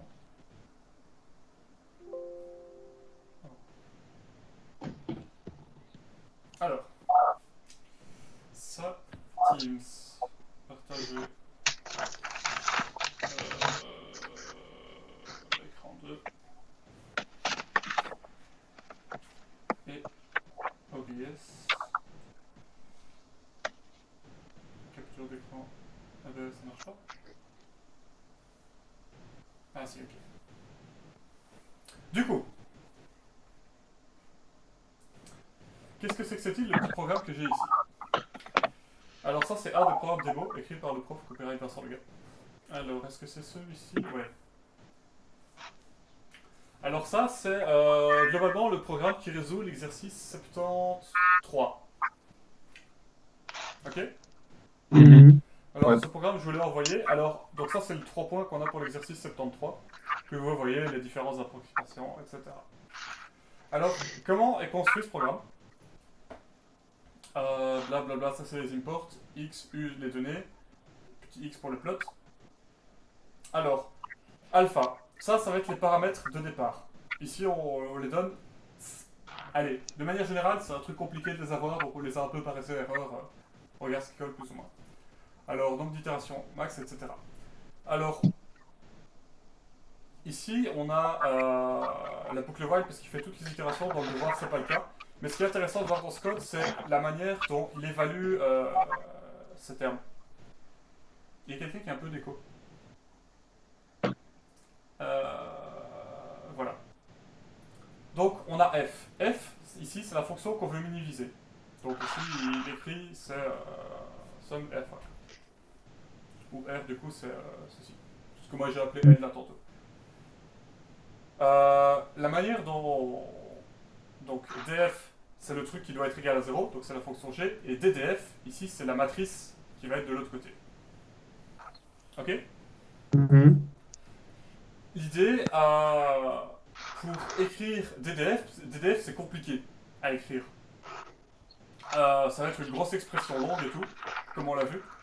Donc l'idée c'est de passer par des variables intermédiaires, genre DRDA, DRDB, DKR, DA carré, DKR, DAB, DKR, DB carré. Et donc, ce code, si vous l'avez, je vous conseille de vous en inspirer pour le devoir. Mais ça, il nous le donne, hein, ce Oui. code-là. Oui, oui, oui. Donc, ça, Juste une question. Ouais. Bon, pour confirmer, du coup, c'est np.norm parce que lui, il fait import all, import étoile. Du coup, il confond Oui. les fonctions de base avec les. Du coup, c'est np.norm. Où ça? Dans norme? Là? Ouais. Ouais. Ok. Si. Alors après, vous avez juste à faire la partie jusque des alpha. ça. Ouais. Le while iter et tout ça, c'est autre chose. Vous, on vous donne un alpha et vous devez retourner un des alpha. Alors ici, bon ça c'est pas très bien mis. Il fait retour moins solde machin, c'est plus clair si on fait ça comme ça je trouve. Ouais. C'est genre, ça c'est la matrice et ça c'est moins le vecteur. Ça va? Ouais. Vous comprenez un peu comment on construit ce code? Ouais. J'ai juste une question. Ouais. C'est une question toute bête, mais c'est genre quand t'as import np, enfin numpy et tu importes all, Oui. si tu fais la fonction sum, ça va faire la fonction sum de Python ou celle de numpy? Ça va être la dernière. Genre, de base, quand tu es ici au début du code et que tu appelles sum, tout ce qu'il connaît c'est le sum de Python. Là, tu apportes Ouais. des fonctions, tu définis que le nom sum ça devient le sum de NumPy. Donc, c'est toujours le dernier importé. Ok.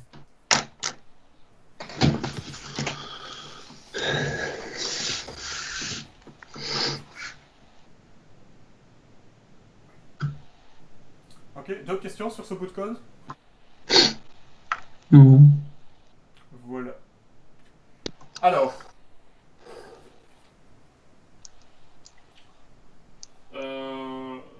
Donc ça c'était pour cette partie-ci, ce joli bout de code vous l'avez.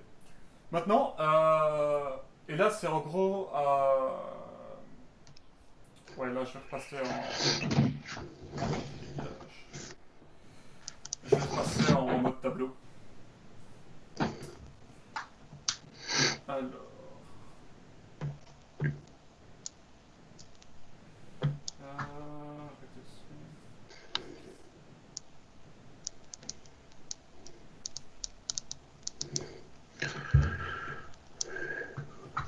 Ok. Et ça s'en va.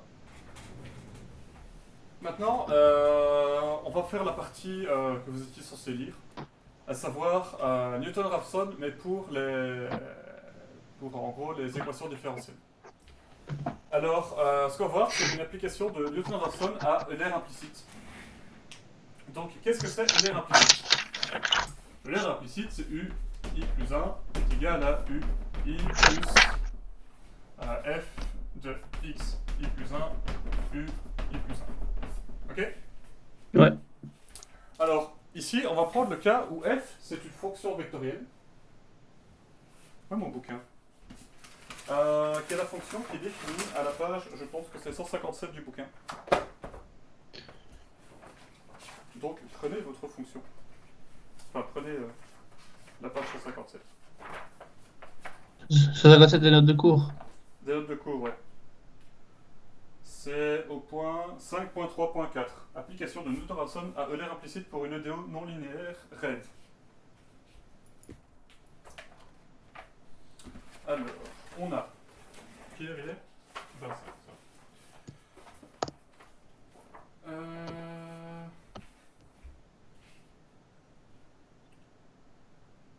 Donc ça, c'est le schéma classique. Je ne vais pas noter ça comme ça. Tu peux répéter le numéro de l'exercice, s'il te plaît? C'est page 157 des notes de cours. Ok, faut que je Au retrouve ça. point 5.3.4. C'est à la fin des problèmes non linéaires. Alors, U' de x est égal à moins U carré plus V et V' de x est égal à moins 50 V carré plus x. Ça, c'est le système qu'on essaie de résoudre avec U de 0 égale V de 0 égale 1. Alors, comment est-ce qu'on fait pour savoir quelle méthode choisir, etc. Donc on peut se dire, ok, on va regarder, on va commencer avec ELR implicite. Et on veut, la condition qu'on veut toujours, c'est qu'on ait une méthode numérique qui soit stable. Donc, première chose qu'on peut faire pour ce problème, c'est analyser les conditions sur lesquelles il est stable. Problème. C'est un problème qui est vectoriel. Ok? Miguel, Oui. désolé pour te ruiner, mais il a fait ça en cours aussi. Ah, c'est bien ça. Ouais. Genre, il avait donné ça comme exemple, trouver U de X, Ouais. V de X. Et voilà. Du Et coup, puis Et- 5 C'est avec les environ. valeurs propres, c'est ça? ouais, du coup, ce qu'il faut, c'est trouver le jacobien, les valeurs propres. Ouais. Et ce qu'on remarque ici, donc les valeurs propres, c'est genre moins 100V et moins 100U. Et au point de départ, on a U et V qui sont égales à 1. Donc en termes de valeurs propres, on a des trucs de type moins 100. Moins 100, c'est beaucoup. Ça veut dire que pour ELR explicite, il faut un pas H tout petit.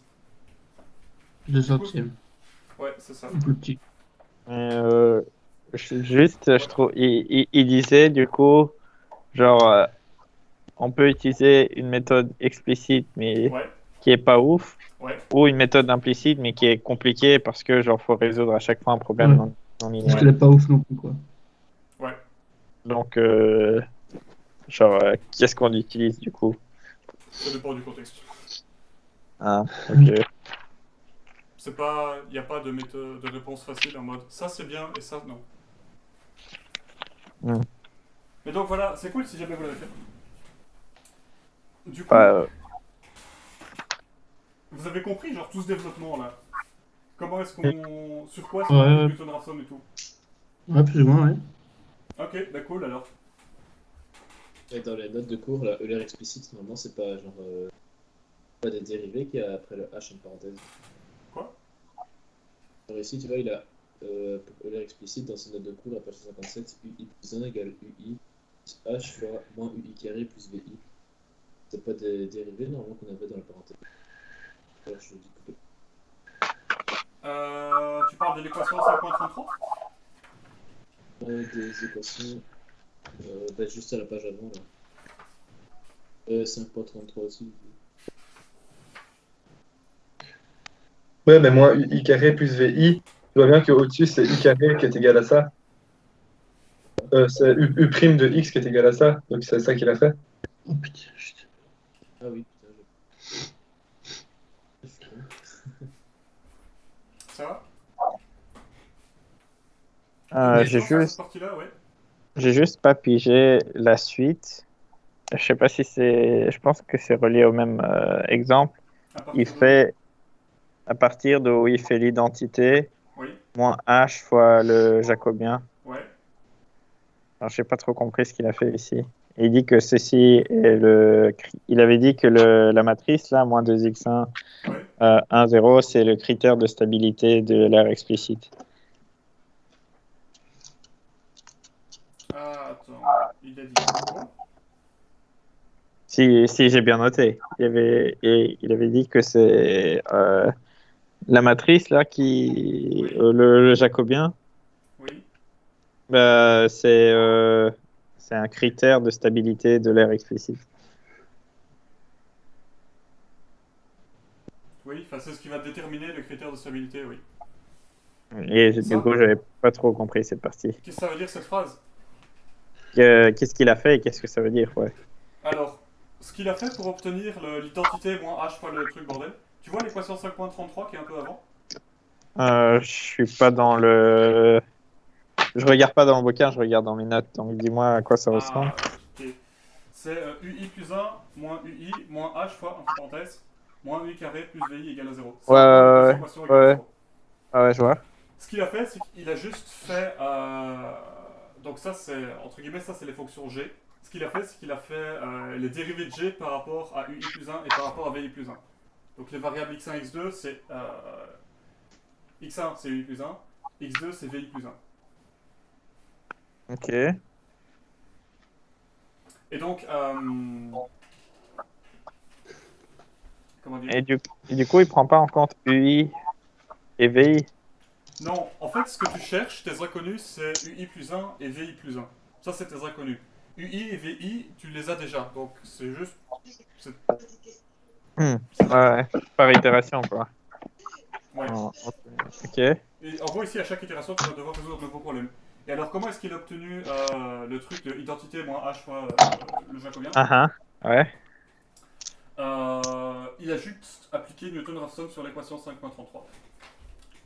Et 5.33, c'est lequel? C'est le truc avec l'égalité à 0. Ah, T'as ok. UI plus 1 moins UI moins h fois G1 de x et VI plus 1 moins VI moins h fois G2 de x égale à 0. Donc ça, c'est l'équation que tu veux 7 à 0.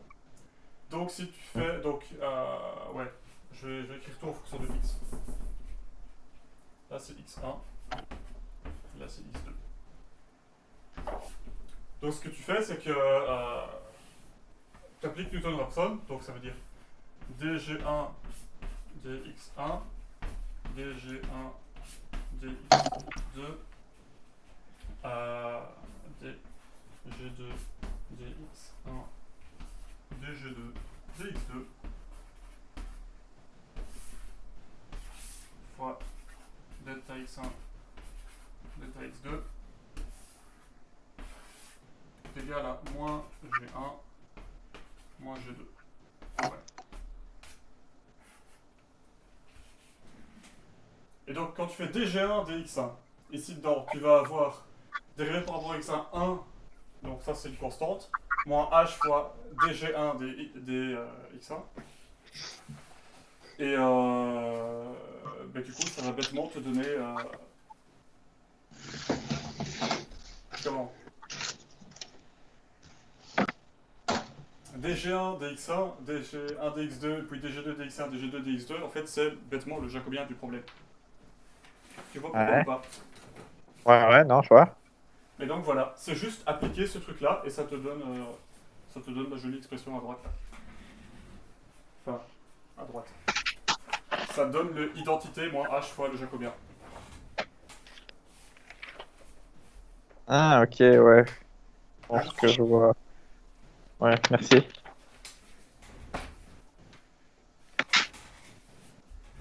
Ok? Ouais. D'autres questions? Sinon, le TP est à peu près terminé. Hein. Si jamais vous comprenez comment tout ce qui se passe là-dedans, c'est-à-dire résumé de ce que vous devez avoir compris.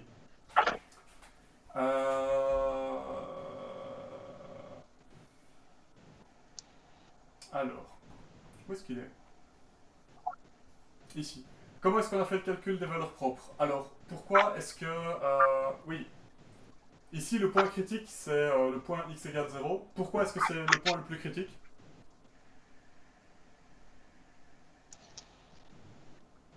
Répète, s'il te plaît. Ici, alors, dans notre problème, il y a un point, le point qui pose le plus problème, parce qu'on a nos deux fonctions qui font en gros ça et ça. C'est le point en x égale 0, donc c'est le point ici. Avec les deux fonctions ici. Pourquoi est-ce que c'est là que ça pose problème? Parce que c'est un problème, le v de x il est très raide, non? Ouais. En gros, c'est parce que on a lambda 1 est égal à c'est moins 2v, je crois. C'est possible? C'est moins 100 vx. Ouais, c'est moins 100v et moins 2v, ok. Donc il y a moins 100v et lambda 2 est égal à moins 2u. Sauf que ici, u et v sont égaux à 1, et partout ailleurs ils sont plus petits que 1. Donc moins 100u ici, bah, ça fait un jacobien, une des valeurs propres qui est égale à moins 100. Et moins 100 c'est emmerdant. Allez, c'est très négatif. Et du coup, c'est pour ça que c'est à ce point-ci que c'est allez, on sera entre guillemets le moins stable. C'est parce que c'est ici que le jacobien est le plus négatif. Là après, le jacobien devient un peu moins négatif. Donc, à la limite, on pourrait augmenter la taille des pas de temps pour l'air explicite. Ok. Comprenez bien que le jacobien, il dépend du coup de U et de V. Mais donc ici, le jacobien va être très négatif. Par contre là, il le sera nettement moins.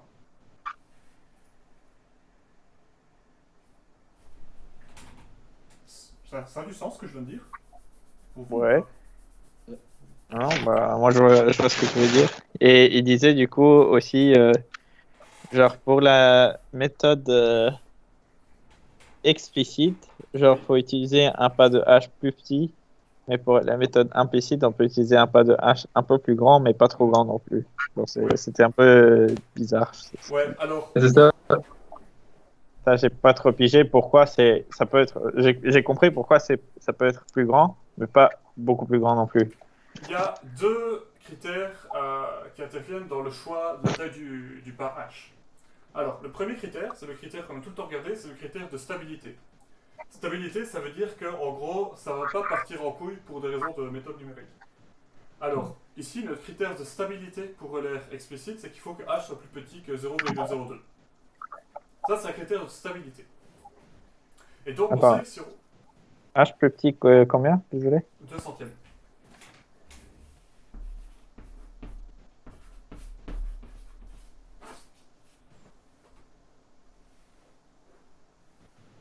Donc, critère de stabilité pour l'air explicite. Ben, rappelez-vous, l'air explicite, il faut que 1 plus h lambda en norme soit plus petit ou égal à 1. Donc, ça veut dire que 1 moins 100 h en norme, donc ça va faire moins 1 plus 100 h plus petit que 1. Et donc, ça va être 100 h plus petit que 2. Et donc, h plus petit que 2 centièmes. Ah, ok. Ici, il y a un H. C'est comme ça qu'on l'obtient. Et pourquoi est-ce que j'ai pris lambda égale 100 ici? Parce que c'est la plus grande valeur de lambda possible. Enfin, c'est la plus petite, la plus négative valeur de lambda possible. Du coup, critère 1, stabilité. Pour la stabilité, ici je dois prendre l'explicite un pas plus petit que 2 sur 100. Par contre, pour l'air implicite, ben, peu importe la taille de mon pas H, je sais que ma méthode elle sera toujours stable. Parce que la zone de stabilité, rappelez-vous, elle prend tout l'axe négatif. Ouais. Donc, dans la méthode de l'air implicite, ben, fondamentalement, je peux choisir le pas H que je veux. Pour le critère de stabilité. Après, il y a un deuxième critère, le critère de précision. À savoir que si jamais je prends des pas énormes, ben, j'aurai une simulation qui ne sera pas du tout précise. Et du coup, au niveau critère de stabilité, on a une condition sur le H pour l'explicite, on n'en a pas sur l'air implicite. Par contre, pour le critère de précision, ben, il ne faut pas prendre des H trop grands parce que sinon ça part en couille. Sinon, on a une solution qui est absolument pas précise. Donc en pratique, avec l'air implicite, on peut prendre des pas plus grands parce qu'on n'est pas limité par des conditions de stabilité, mais pas trop grands parce qu'il faut quand même avoir une solution un minimum précise. Ok. Je sais pas si ça répond à la question. Non, je pense, j'ai compris. C'est que ça dépendait en fait de la précision du problème. Et que si le H est trop grand, bah, on aura une précision de merde et voilà quoi. Ouais. D'autres questions? Donc, du coup, c'est surtout une question de vitesse de calcul alors. Le choix du patch? Ouais, c'est ça. Oui, c'est un compromis temps de calcul slash précision. Ça, donc, dans certains cas, on va utiliser explicite, dans certains cas, on va utiliser implicite Raphson. Ça dépend Non, duquel. alors, il y a deux choses. Il y a d'abord le choix de méthode. Le choix de méthode, c'est aussi un compromis temps de calcul. C'est un compromis. Le choix de la méthode, c'est un compromis typiquement temps de développement à temps de calcul. Méthode implicite, c'est compliqué, il faut faire Newton-Raphson, etc. Bref, c'est compliqué. Alors que l'air implicite, c'est super facile, quoi. L'air explicite? Oui, oui, c'est ça. L'air explicite, oui, pardon, j'ai peut-être dit implicite. L'air explicite, c'est super Oui, c'est facile. Donc, en termes de temps de développement, c'est instantané. Par contre, l'air implicite, c'est compliqué, c'est bordel, blablabla, il faut faire des trucs itératifs, c'est compliqué. Par contre, potentiellement, dans certains cas, ça marche mieux. Et puis après, une fois que tu as choisi ta méthode, là, tu dois, pour choisir la taille de ton pas, ben, si tu prends un petit pas, ben, à ce moment-là, tu as un truc qui prend beaucoup de temps en calcul, mais qui est plus précis. Si tu prends un grand pas, ben, tu as un truc qui va vite en calcul, mais qui n'est pas très précis. Ouais, c'est ça. Donc, c'est ça, c'est ce rapport-là qu'il faut choisir, quoi. Ouais.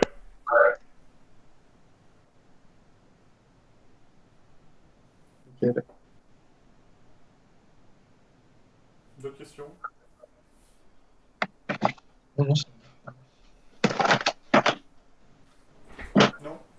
Si pas, je peux vous Moi, j'ai pas éventuellement de vous questions. donner des tips de devoir en termes de vitesse. Ouais. Alors.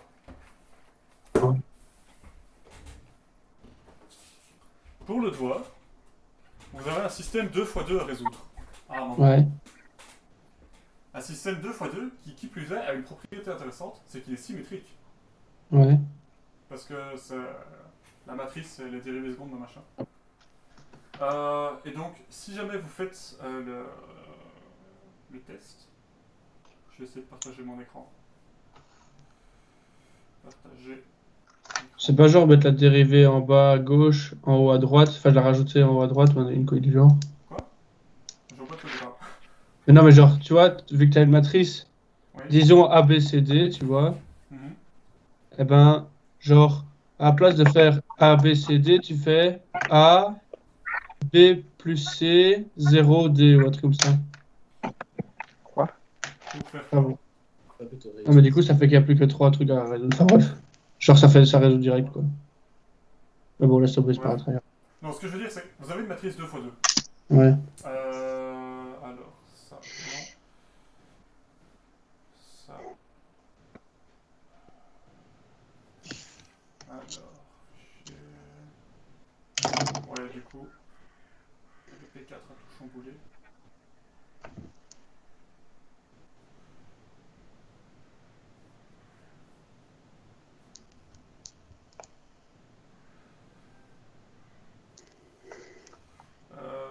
C'était le quantième. C'était celui-là. Vous avez... Non, pas celui-là. Celui-là. Vous avez un petit système à résoudre. Résoudre un petit système, ça marche très bien avec NumPy, avec Solve, mais il y a un léger petit problème. C'est que Solve, sur un petit système, genre 95% du temps, il est passé dans genre... Est-ce que l'input c'est bien de la forme NumPy array? Oui. Est-ce qu'on le transforme bien? C'est bien des doubles? Oui. Ok. Est-ce que le monde de droite c'est une matrice ou c'est un vecteur? Ah, c'est un vecteur. 90% du temps est passé là-dedans. Donc ça, vraiment, c'est long. Alors, il y a une solution, c'est dire ceci, solve 1 est égal à l'np.lineal du mat, blablabla. Ça permet de consécuter une grande partie des vérifications, et ça s'utilise comme ceci. Genre solve A, B, et puis signature égale dd vers D. Ça veut dire que c'est genre une matrice, donc dimension 2, avec des doubles, et le résultat, c'est un vecteur de double, donc dimension 1, c'est pour ça qu'il y a un seul D. Et c'est petit d, ça veut dire double, grand D, ça veut dire complexe double. Voilà. Donc, première solution. Ça, c'est un truc qui va prendre plein de temps. Deuxième truc qui va prendre plein de temps, c'est quand vous avez la somme, typiquement, la somme de x fois x. Ça c'est mal. np.somme de x fois x. Ça, c'est excessivement mauvais. Ou genre np.somme de genre a fois b de manière générale. Ce qu'il faut faire, c'est ça. Alors pourquoi le dot? Le dot est une fonction, en gros ça fait appel à des fonctions de base, des librairies BLAS qui sont des trucs optimisés, implémentés en assembleur et des conneries. Genre, c'est des gens complètement dingues qui font ça, c'est hyper génial. Dot, c'est le truc le plus rapide qui existe sur NumPy. Ça utilise tous les cœurs si possible, etc. Donc, si vous pouvez utiliser dot à un moment de votre vie, utilisez-le. Du coup, plutôt que de prendre la somme de x fois x, ça, c'est beaucoup plus rapide. Le problème de ça, c'est qu'on fait appel à np.dot, et du coup, il faut aller dans np, regarder des trucs, ça. Il y a un truc plus rapide, c'est faire ça. J'ai pas trouvé mieux que ça. A.dot, B, ou B.dot A, c'est pareil. Mais... Attends, hein. En utilisant. Genre, par exemple, quand tu établis... Ah, pardon, excuse-moi, charge. Vas-y. Ah bon. Bon, bah, genre dans DR, DA et tout ça, par exemple, Ouais. vu qu'on prend chaque fois... moi, j'ai aussi considéré N et D et tout. Ouais. Je les ai nommés au début, et puis je les ai utilisés pour réécrire ma dérivée. Ouais. Bah, du coup, là aussi, à cet endroit-là, je dois mettre... c'est bien de mettre des dots, alors Parce si que jamais- techniquement, c'est des vecteurs fois des vecteurs. Enfin, ouais, c'est un vecteur fois un vecteur, quoi.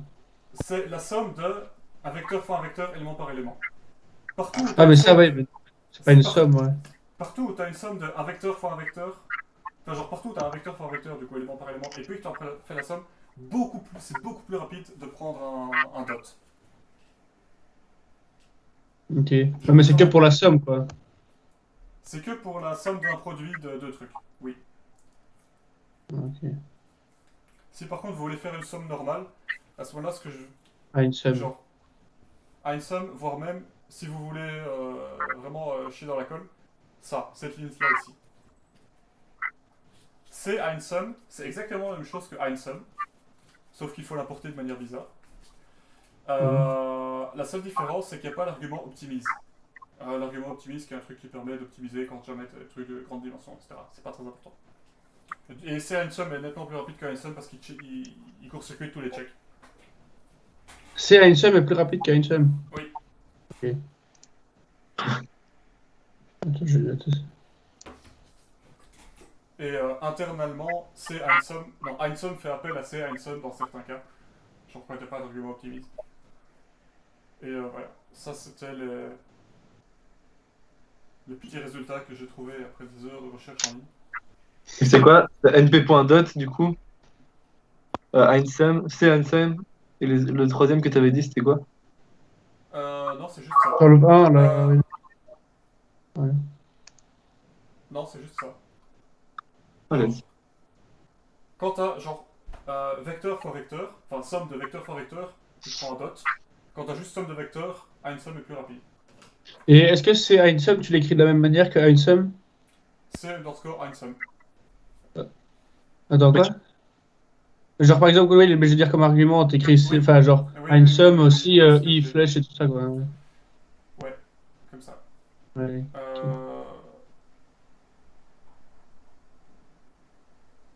Enfin, moi, Ça, c'est ton. je pense que j'aurais fait. Attends, tu veux que je revienne dessus? C'est exactement pareil, hein.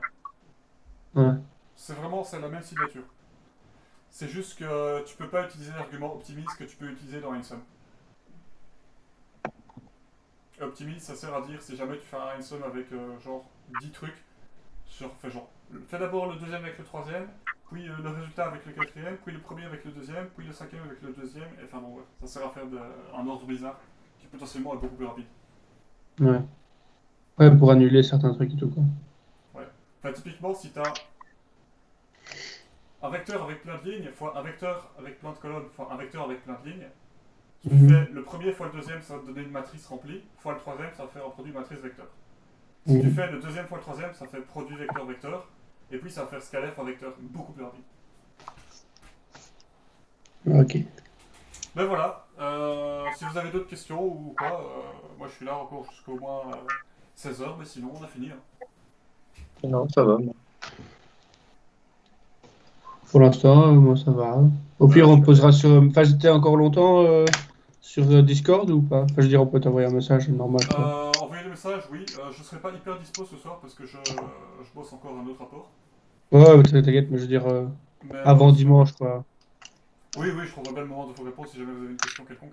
Ok, c'est cool, merci. Ok. Alors, en sachant que si votre question c'est est-ce que c'est correct ça, je répondrai bah ça a l'air plutôt ok ou bah ça a l'air plutôt moche, mais C'est tout, quoi. je n'aurai pas plus d'informations. Ah ouais, pour le devoir, C'est déjà pas mal. Oui, pour le devoir. Pour le cours là par contre.